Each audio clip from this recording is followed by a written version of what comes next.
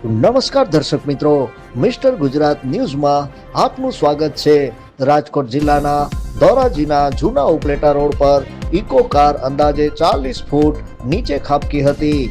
રામ રાખે તેને કોણ ચાખે, સદનસીબે કાર ડ્રાઈવરનો આબાદ બચાવ, સામાન્ય ઈજા પહોંચી હતી।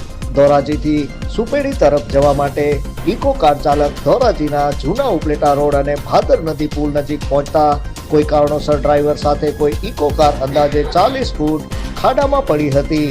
આ અકસ્માત સર્જાયા ત્યારે સ્થાનિક લોકોને ખબર પડતા ભારે જહેમત બાદ ઇકો કાર ડ્રાઈવરને હેમખેમ બહાર કાઢવામાં આવેલ।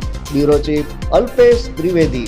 જોતા રહો મિસ્ટર ગુજરાત ન્યૂઝ, સત્યતાની સાથે સ્પષ્ટ વાત।